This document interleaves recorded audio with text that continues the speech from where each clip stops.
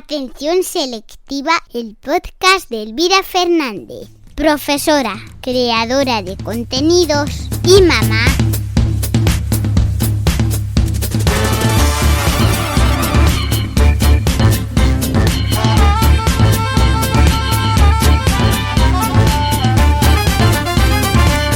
Buenos días, buenas tardes o buenas noches. Estés en el momento en el que estés, te damos la bienvenida al podcast Atención Selectiva. Capítulo número 17 de la tercera temporada. Un capítulo muy especial en el que vamos a hablarte sobre algo acerca de lo que hemos estado divulgando durante toda la semana. El efecto cuna. Pero antes me gustaría hacerme eco de algo que no he contado en su momento y que es muy importante. Algo en lo que he participado y de lo que me siento muy orgullosa. No sé si ya conocerás a Opospils, pero hoy te lo voy a contar todo. Opospils es un congreso para futuros docentes y profesores que pueden disfrutar de manera gratuita de un gran contenido de valor elaborado por docentes de diferentes especialidades y de diferentes etapas educativas, entre las cuales me encuentro también yo. El congreso, del cual te voy a dejar el link, el congreso se celebra de una manera 100% online a través de la plataforma que el equipo de Opospils te brinda. Dispondrás de más de 100 clases para ver a tu ritmo o visualizar aquellas que más te gusten, aquellas que más se destaquen. Entre ellas hay una especial por una tal Elvira Fernández sobre patios inclusivos. ¿Cómo empezar? Así que si te interesa esta temática, que sabes que es recurrente en este podcast, ya sabes que puedes acceder aquí para buscarme entre tanto profe, entre tanta docente, entre tanto genio y tanta genia, buenos amigos y excelentes docentes que están en este congreso y saber un poquito más sobre los patios inclusivos. Tienes hasta el 30 de junio para acceder a todas estas clases y poder descargarte incluso materiales. Durante la experiencia encontrarás muchas sorpresas y sorteos de los libros de algunos y algunas ponentes. Para apuntarte, lo único que tienes que hacer es inscribirte a través del link que voy a dejarte en la cajita de descripción.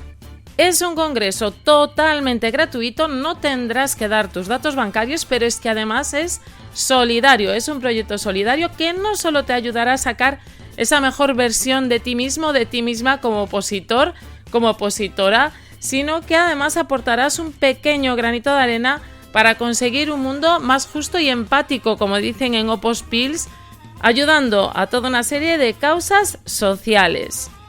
Además, con una donación mínima de 10 euros, te puedes llevar un curso de metodologías activas del grupo Teacher MBA, valorado en 45 euros. Así que ya lo sabes, si estás preparando oposiciones, si eres opositor o opositora, esta es una manera totalmente gratuita de que puedas acceder a contenido de calidad, ya que tengas una clase particular de docentes como Rafa Guerrero, Coral Elizondo, Tony Arias, Ana Blanco, Rosalía Arte, Jesús Guillén, el profe Ramón, Elena González, Emilio Cabrera, Ana María González, Joan López, y no sigo, una larga lista de miembros del claustro virtual muy conocidos, muy conocidas, en donde he tenido el placer de poner mi granito de arena. Así que, ¿a qué esperas para poner el tuyo propio? Y con esto que te cuento, que era necesario que te contara, que no te lo había dicho, empezamos el capítulo de hoy.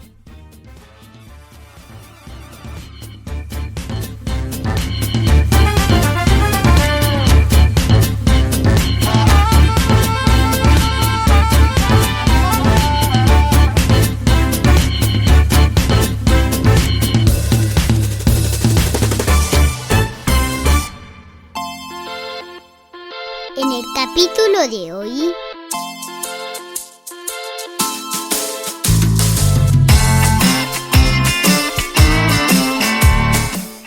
Hoy vamos a hablar sobre el efecto cuna. Y es que vivimos tiempos complejos, ¿no? Esto es algo innegable. La adaptación progresiva, pero abrupta, a este nuevo marco legal educativo contrasta con los ramalazos que nos quedan de aquella pandemia, con el desmorone de un sistema educativo que no estaba preparado para la no presencialidad y una brecha que más que digital era de clase.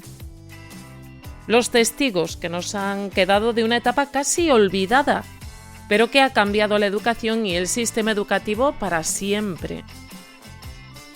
Este curso escolar me encuentro en una paradoja muy curiosa, y es que he trabajado ya 18 años, ahí es nada, en la educación pública, y me quedan otros 16, año arriba, año abajo, ahí, para ir manteniendo el suspense, hasta la prejubilación, momento en el cual me seguiré dedicando al educativo, pero de otra manera, de otra forma, en un principio. Y por tanto, hago cuentas de que estoy un poco más allá del ecuador de mi carrera como docente institucional. Un momento muy claro y muy consciente en el que hago repaso y me doy cuenta de errores pasados para aprovechar lo que me queda con toda la intención de mejora. En los últimos años he hecho balance del prototipo de alumnado que más ayuda necesita en el aula, el que suele suspender, el que irremediablemente y a pesar de muchos de mis esfuerzos y de horas sin dormir no supera la materia. No sé tú, pero para mí esto es un fracaso difícil de sobrellevar. Y han sido pocos, pero los ha habido, y por suerte cada vez son menos, en mi caso. Pero todos sabemos que hay un perfil de alumnado que repite, que no pasa de curso, que suspende o que no aprueba en general. Y este alumnado suele ser el más desfavorecido por situación personal, historia familiar o procedencia. Que no era una brecha digital, vamos, que era una brecha capital. Y de esto quiero hablar hoy porque creo que nadie pone remedio para que cambie mañana. Efecto cuna. En la actualidad hay una evidencia científico-estadística que correlaciona un ambiente familiar con un alto nivel cultural y capital con el rendimiento escolar de los hijos y las hijas. De hecho, estudios PISA en diferentes países de índole latinoamericana arrojan datos específicos extrapolables a muchos otros sistemas educativos públicos precarios, con baja inversión y con falta de recursos.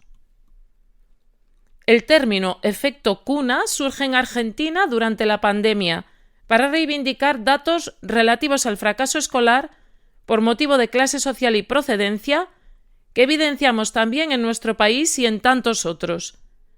Algo que en realidad todos sabemos que va más allá de la posibilidad de tener internet, de la posibilidad de tener actividades extraescolares que complementen el currículo oficial. Algo que va más allá de cualquier oportunidad y que es un compendio de situaciones que separa, disgrega y marca una distancia evidenciada a la larga por el éxito y el acceso a etapas educativas superiores. De hecho, José Brunner en 2010 establece las siguientes variables que definen este fenómeno: estatus social, nivel de educación, escolarización de los padres, estructura familiar, condiciones de salud en el hogar, bienes materiales y didácticos, clima social y afectivo del hogar, prácticas de socialización temprana, calidad de la interacción con pares y capital social de la familia, acceso a educación preescolar de calidad, elección de la escuela y preocupación, acompañamiento y asistencia de los padres y de las madres, añado yo, con relación a las actividades extraescolares del niño o la niña, también añado. Vuelvo a repetir que esto, que es más que evidente, que todo y toda docente conoce, supone una pieza clave en el éxito escolar, pero no es hasta hace aproximadamente unos 3 años, calculo, 3-4 años, que empecé a escuchar hablar, que empecé a leer el término necesidades educativas personales. Que resulta que el fenómeno inclusivo en educación no se quedaba en la defensa y respeto por los derechos de las personas con distintas capacidades, que ya bastante es, al alumnado extranjero de tardía incorporación al sistema educativo, etc. No, que incluir también es hacer que ese alumno, que esa alumna que tiene una dificultad propia del hogar, una historia personal desfavorecida, un contexto social que no le deja avanzar, pueda acceder a la educación como acceden los y las demás. El efecto cuna hace más que evidente que un hogar con cultura, con acceso a libros, a música de calidad, a oportunidades de crecimiento tanto personal como cultural y de ocio, es la clave para el éxito escolar. Pero, ¿qué pasa con el que no tiene todo esto? ¿Qué pasa con la que además de esta falta tiene una falta de amor, de respaldo y de apego? Pues como te habrás imaginado, este tipo de alumnado pasa a engrosar las filas de los suspensos, las repeticiones, el irse quedando cada vez más atrás. Y es que no compensa en este país, tanto como en otros, una ciudadanía culta en todos sus estratos. Y esta situación suele coincidir más drásticamente en países machacados con crisis económicas o situaciones de empobrecimiento. Se ve que es necesario que este tipo de países, donde evidentemente nos encontramos, pues que algunos no piensen, no se culturicen y no accedan a lo que a otros se les da por derecho al nacer. Que sí, es lo que te estoy diciendo, que en pleno siglo XXI tu éxito depende de dónde nazcas todavía. E incluso me atrevo a decir, si has nacido en un estrato social desfavorecido y has alcanzado el éxito, te ha costado el triple igual que a mí. Acabar con el efecto cuna. Pero más allá de lo que pueda parecer, es sencillo seguir una serie de premisas para tratar de limar estas diferencias sociales desde lo educativo precisamente. Algunas de las medidas que, en mi humilde opinión, podrían ayudar a minimizar este riesgo de exclusión serían las siguientes. Promover que las familias formen parte de la educación de sus hijos, de sus hijas. Esto podemos hacerlo a través de diferentes acciones, como por ejemplo la creación de escuelas de familias, que formen en aspectos fundamentales de la crianza de los hijos y las hijas, y brinden apoyo y redes de iguales. Pero también proponiendo escuelas abiertas, donde las familias sean partícipes, eliminando barreras entre profesorado y padres, madres, tutores, etc. Eliminación de los deberes. Una vez sabemos que los deberes o actividades para casa dependen muchas veces de la ayuda o medios de los que el alumnado dispone, ya debemos entender a estas alturas que son discriminatorios. En el momento en el que pido al alumnado que trabaje en casa y tenga una duda, debo tener claro que no siempre tendrá a alguien detrás para resolverla, para brindar ayuda. Apoyo al alumnado que está solo en casa. Además de lo discriminatorio, aunque todavía legal, que supone poner actividades extracurriculares, ese nombre fashion que le han puesto a los deberes, está la situación de esa infancia que pasa las tardes sin compañía en casa, y no solamente por abandono, sino que en muchos casos lo está, porque en España es más importante el trabajo que la conciliación, que la sociedad, que la ciudadanía. Aprovecho para hacer un paréntesis y recordarte la mini temporada sobre conciliación en la que he colaborado con Mónica Lemos en su podcast Emprender Libremente. Te dejo el link en la descripción de este podcast, junto con todas las fuentes que he necesitado para elaborarlo. Es necesario entonces proporcionar ayudas a este alumnado que necesita un apoyo extra, becarlo, tejer una red de apoyo, inspirarlo para que tenga esas oportunidades que su familia no le puede dar por no estar presente o simplemente por no estar. Personalización en los aprendizajes. Es fundamental para reducir desigualdades personalizar en los aprendizajes tanto por arriba como por abajo. El ya clásico piso bajo, techo alto, que promueve el talento de cada uno, de cada una, y que dé a todos y a todas un lugar, un momento de protagonismo y, por supuesto, ese ansiado éxito escolar. Y quiero acabar este podcast hablando de responsables y responsabilidad. Vamos a hacer un poco de reflexión sobre quiénes son los responsables de esta situación, pero también de la responsabilidad que todos y todas tenemos a la hora de aplacar este efecto. Para empezar, son responsables de esta situación todos y todas los y las que vulneran los derechos de la infancia, desde las instituciones hasta los docentes de a pie. Los que se ponen la venda, los que hacen caso omiso y siguen como siempre dejando un porcentaje mínimo pero existente de alumnado abocado al fracaso escolar, al absentismo y al olvido, a engrosar esas listas de aquellos nadies de Galeano, aquellos que no importan. Como la pescadilla que se muerde la cola, si nada se hace desde las instituciones para legislar la igualdad, tampoco desde abajo se generan revoluciones. Pero baste un simple podcast de una humilde docente para empezar a dar un paso.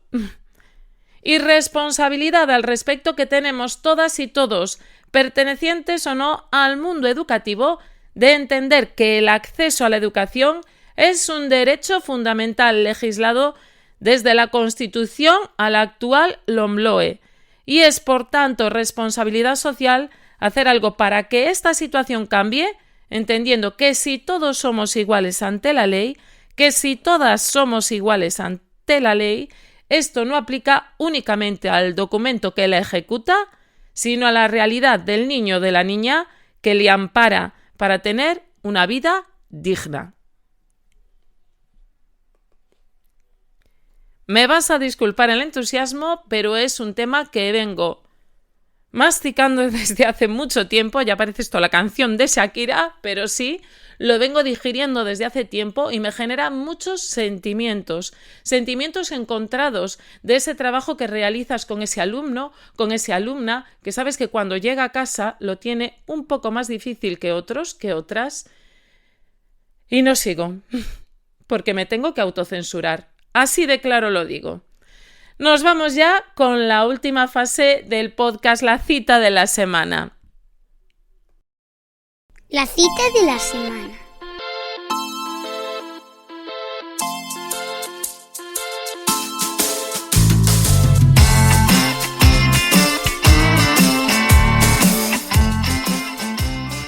Y la cita de esta semana es pues precisamente de Eduardo Galeano, a quien te he mencionado con anterioridad, una persona muy preocupada, muy interesada en la educación de masas, en la educación de los más desfavorecidos, y dice lo siguiente, y agárrate porque esto sí que es para reflexionar. Si Beethoven hubiera nacido en Tacuarembó, hubiera llegado a ser director de la banda del pueblo. Aquí te lo dejo para que la reflexiones, para que la pienses, para que pienses en ese alumno, en esa alumna que necesita tu ayuda porque tiene un contexto social que no le permite estar en la misma situación que los demás, que está en desventaja. Y como siempre te digo, y hoy más que nunca, siempre digo lo mismo, hoy más que nunca, hoy es más importante. Pues sí, hoy también es muy importante que si este podcast consideras que lo tienes que compartir con ese docente, con esa docente que necesita escuchar esto, lo hagas, que es necesario que estos niños, que estas niñas tengan una educación de calidad. Es su derecho, es lo que merecen.